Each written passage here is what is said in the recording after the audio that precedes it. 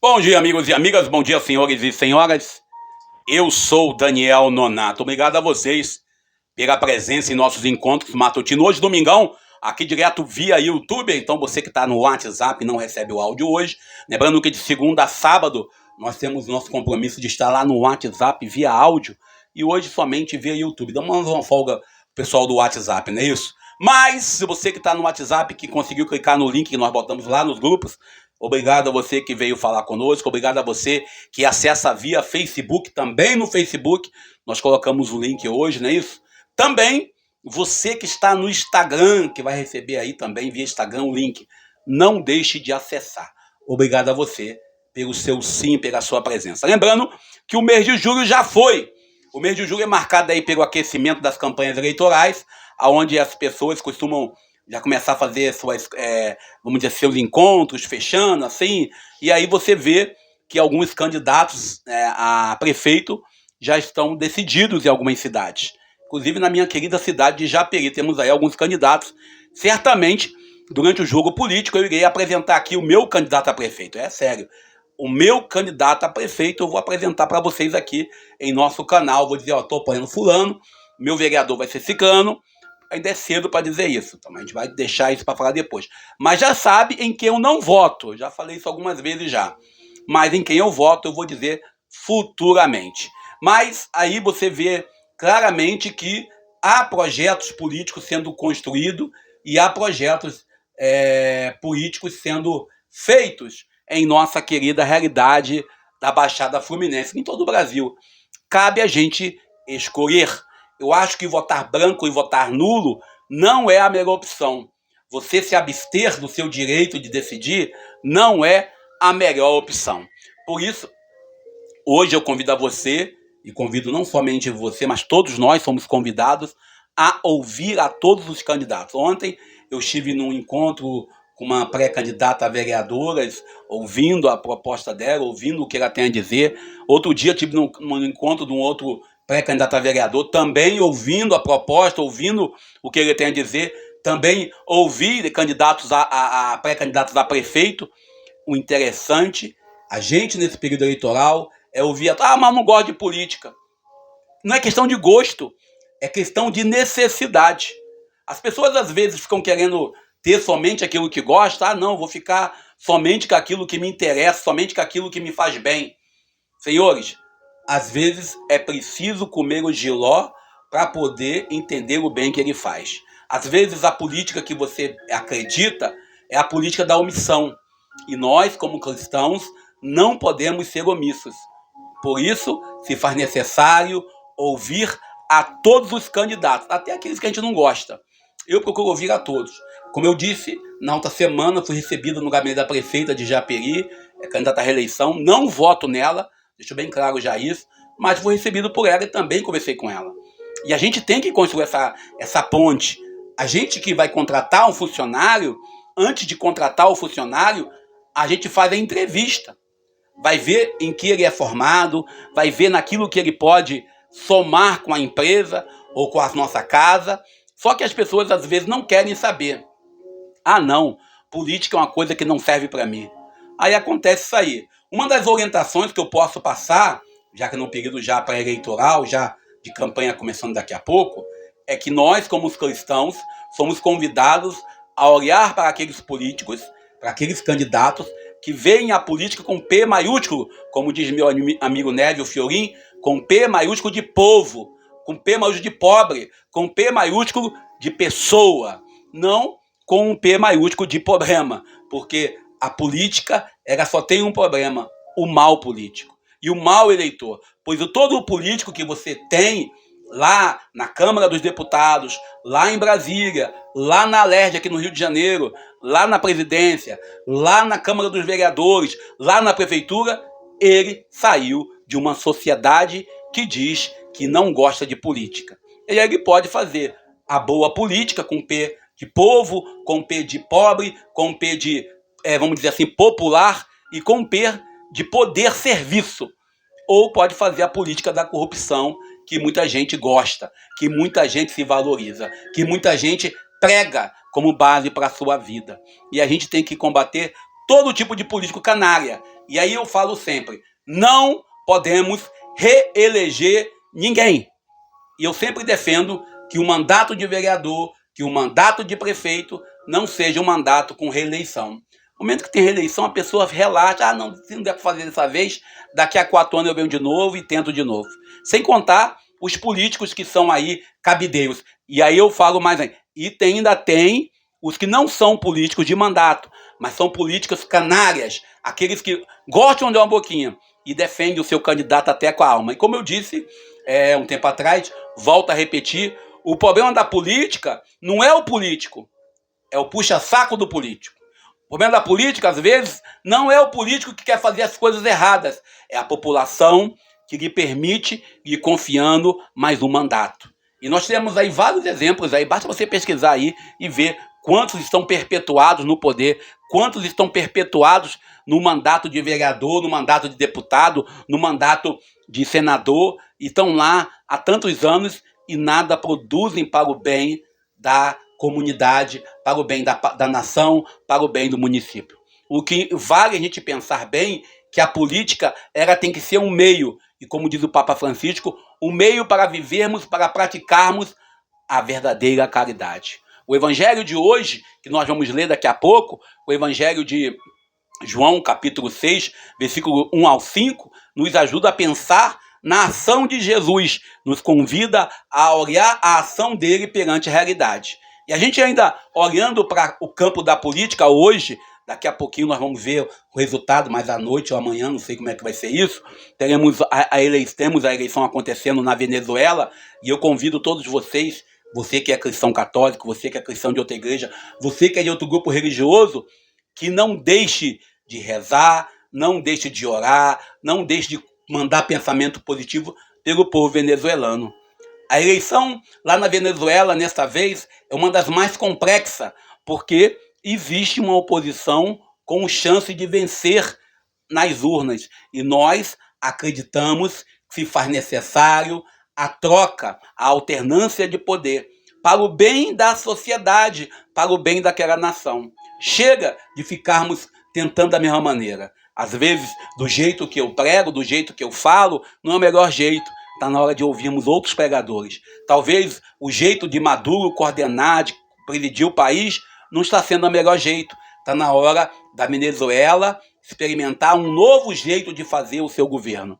E nós, como brasileiros nas fronteiras, devemos orar, rezar, falar com Deus para que conduza aquele povo, para que possam votar e votar com consciência. E também nós nos preparando para nossas eleições lá em outubro, para que possamos também votar consciente. E ainda olhando para eleições a nível mundial, ainda torcendo aí para a eleição norte-americana também ocorrer da melhor maneira possível, tirando do páreo, apesar que a gente sabe muito bem quem é que a gente prefere, do que aquele que se diz cristão. E cuidado com todos aqueles que usam o discurso religioso nos seus encontros. Todos aqueles que começam falando de Jesus, todos aqueles que começam falando de religião nas suas falas de encontro. O evangelho de hoje nos ajuda a pensar também nisso. A gente, quando pensa nesse contexto, a gente pensa como nós estamos vivendo no dia a dia de hoje. A liturgia de hoje, a gente vai começar a falar dela já, 2 Reis, capítulo 4, versículos 42 ao 44, e o salmo que nós vamos ler é o Salmo 145, entre parênteses, 145, entre parênteses, 144, fora do parênteses, sabemos já que o Salmo é de Efésios, é a segunda leitura, Efésios, capítulo 4, versículo 1 ao 6, e o texto de João, capítulo 6, versículo 1 ao 15.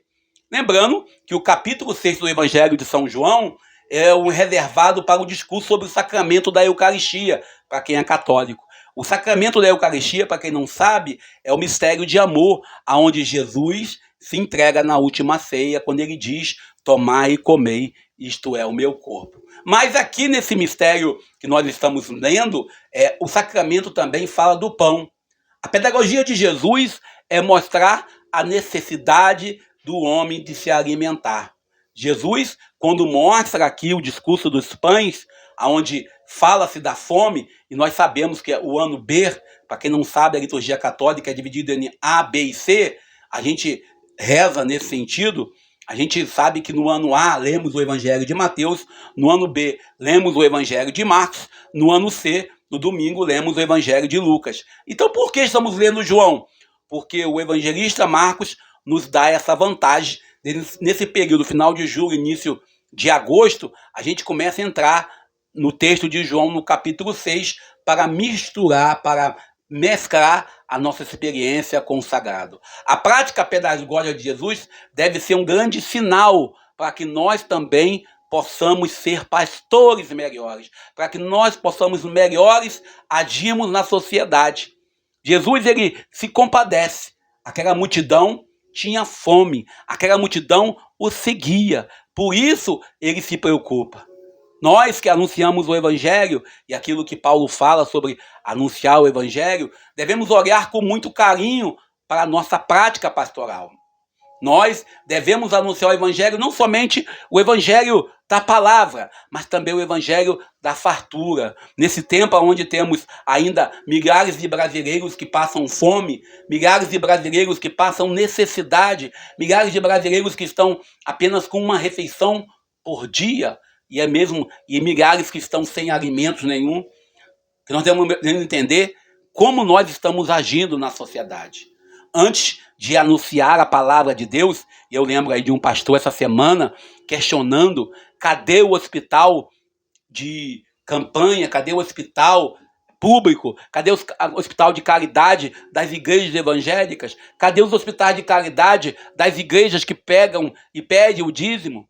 Antes de anunciar a palavra de Deus, precisamos criar uma realidade onde ela seja apenas um fato que nos ajuda a viver melhor. Diante da necessidade do irmão, é preciso ter um coração generoso para que esse irmão possa ouvir da melhor maneira a palavra. Não adianta eu dizer Deus abençoe enquanto meu irmão passa fome. Não adianta eu dizer Deus abençoe enquanto meu irmão não tem saúde pública de qualidade. Não adianta a bênção episcopal, presbiteral, diaconal. Não importa quantas orações a gente fizer, se nós deixamos acontecer a fome e a miséria na realidade. Se a igreja como mãe não se posiciona de forma profética, denunciando as mazelas, as fomes, as dores e os sofrimentos do povo. Por isso, partindo da necessidade do outro, nós poderemos anunciar a boa nova e criar a necessidade para que o evangelho seja a única fome que o povo possa ter. Não somente a fome do pão, a fome de trabalho, a fome da dignidade. E aí eu lembro dos Titãs, quando eles cantam: comida não é só pasto, bebida não é só água, a gente quer dignidade, a gente quer muito carinho para poder sobreviver. A liturgia desse 17º domingo do tempo comum dá-nos a conta da preocupação de Deus em matar a nossa fome. E aqui não é a fome apenas de justiça, não é a fome apenas de dignidade, mas é a fome física, que ainda no nosso país é uma realidade que nós ainda devemos combater. Somos convidados a ver em nossa realidade. Não adianta olharmos para a Etiópia, não adianta olharmos para outras cidades do Brasil, não adianta nós olharmos para fora do nosso continente, quando nossos próprios vizinhos, nossos próprios irmãos de igreja, às vezes não têm o que comer, não têm o que vestir, não têm a dignidade respeitada. Colocar os dons à disposição, não somente o dom de pregar bonito nas celebrações e missas. Colocar os dons à disposição, não somente os dons de rezar, os dons de impor as mãos para a cura, mas também colocar os dons da dignidade para promover a dignidade do próximo. Por isso, o nosso coração é chamado a partilhar a palavra de Deus, a partilhar a espiritualidade, o carisma que nós temos, mas também partilhar o pão, partilhar o alimento, partilhar a dignidade. A fraternidade que nós dizemos viver quando rezamos o Pai Nosso, a fraternidade que nós dizemos ter quando colocamos em nossas igrejas de mãos aos céus, cantamos Pai Nosso, o pão nosso nos dai hoje, não é um pão nosso simbólico, mas é um pão nosso do trabalho, é um pão nosso do alimento, é o pão nosso do lazer, por que não? O pão nosso, aonde a nossa vida seja plenamente vivida, não apenas pela realidade da igreja cheia, mas de uma igreja comprometida em mudar a realidade. A nossa responsabilidade diante da fome dos nossos irmãos e irmãs, seja a fome que for, é algo que não podemos fugir. Jesus, ele não criou o pão do vento, ele não fez abacadabra, pode pim, pim, pim. Ele partiu da sua realidade. Os pães e peixes que Jesus multiplica, ele não cria uma multiplicação feita na base da mágica, ou tampouco da feitiçaria, ou tampouco do mistério sobrenatural, mas é a partir da colocação de disposição de um rapaz, de uma criança, de um jovem.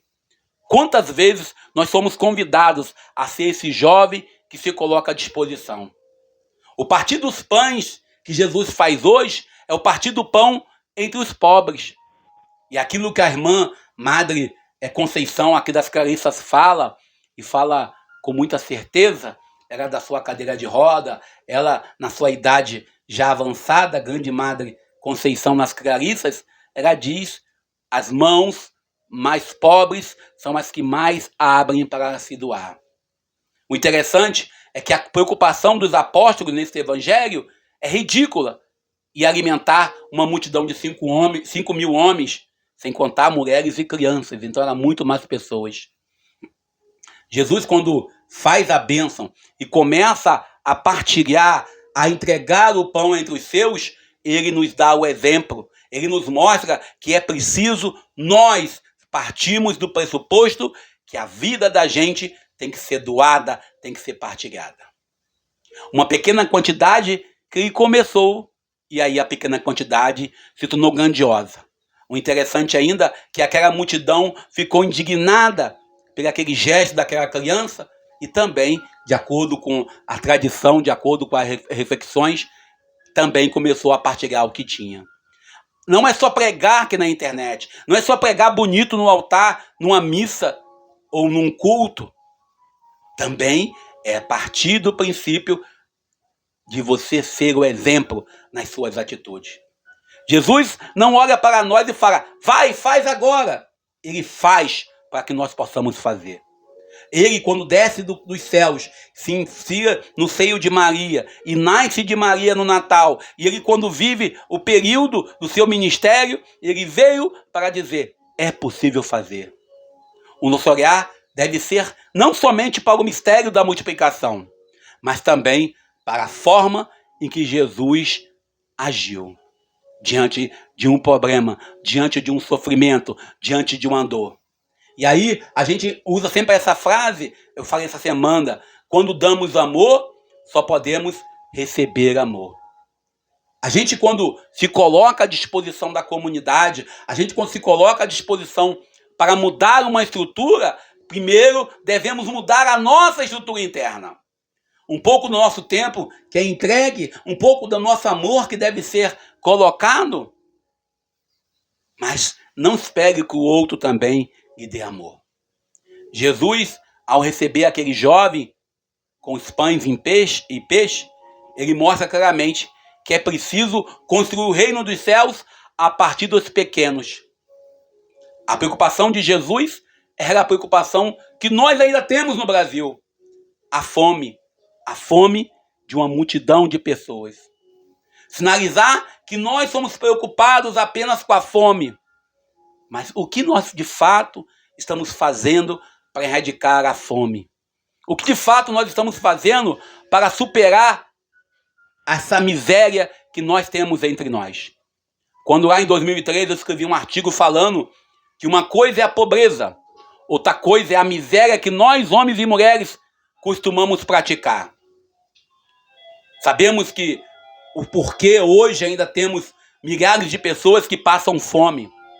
Sabemos o porquê hoje ainda temos multidões de mulheres com seus filhos ainda subnutridos, por causa do mundo da política covarde e canária, que muitas das vezes nós apoiamos. Alguns homens covardes na sua missão, algumas mulheres que passam necessidade. A ganância de uns e outros no mandato lá no parlamento, a ganância de uns e outros no mandato que exerce junto ao poder público. Os dons que nós recebemos de Deus, a boa nova que nós recebemos de Deus, envolve, sobretudo, estarmos envolvidos de verdade com o seu amor, pelo seu amor, para que possamos de verdade viver o reino dos céus. O pão que Jesus distribuiu à multidão não é um pão mágico. Não podemos confundir o pão que Jesus distribui com um pão mágico. Não é um pão que é simbólico, mas é um pão real. E a fome também era real. E ainda hoje, a fome é uma realidade em nosso país. O pão material que Jesus apresenta, que Jesus traz para nós nessa liturgia, é apenas um pão que nos farta o corpo. O pão que nós devemos buscar é o pão que mata também a fome espiritual, a fome da alma. Há muitas pessoas que correm atrás daquele Jesus que multiplica os pães. Há muitas pessoas que correm atrás de Jesus que lhe promete vida financeira estável. Há muitos Jesus que eles buscam. Há muitos Jesus que eles querem porque querem seguir. Mas o Jesus que compromete em viver a partir da realidade do ser humano. O Jesus que vive dentro dos nossos sofrimentos. O Jesus chagado, o Jesus crucificado, o Jesus maltratado, o Jesus que está sendo colocado cada dia mais em nossas vielas, o Jesus que está no crack, o Jesus que está na droga, o Jesus que está no bar, o Jesus que passa todo tipo de dor, nós não queremos enxergar. A fome dos homens e das mulheres daquele tempo, a fome de Deus, a fome de pão, ainda é uma realidade que nós devemos buscar. A fome que nós buscamos, às vezes, saciar, não seja apenas uma fome simbólica. O Evangelho de hoje, ao lermos esse capítulo 6 de São João, versículo 1 ao 15, somos convidados a contemplar diante do mundo aonde o capitalismo, aonde o sistema econômico excludente cada vez mais trabalha com o que você tem que produzir, tem que ter.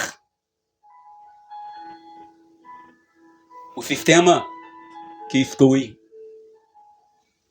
O sistema capitalista que diz que você fale quando produz. Nós somos convidados a servir o reino de Deus. Somos convidados a olhar para o Evangelho não apenas como uma fuga da realidade, mas uma realidade onde a boa nova do reino nos ajuda a contemplar. Somos convidados, nesse tempo, a termos em nossas comunidades não somente papagaios repetidores de textos e versículos, mas cristãos convertidos, dispostos a combater a fome, seja a fome física, seja a fome espiritual. Mas todo tipo de fome passa pela dependência das nossas ações diante da realidade do mundo de hoje. A boa nova do reino nos ajuda a pensar se somos de fato cristãos comprometidos ou cristãos apenas de verniz. E eu paro por aqui, pedir a Deus nos abençoe e nos ajude para que possamos trabalhar e vivermos dentro da realidade. Não apenas com pregações, mas também com uma atitude. Deus nos abençoe e nos ajude. Feliz domingo. Eu sou Daniel Nonato.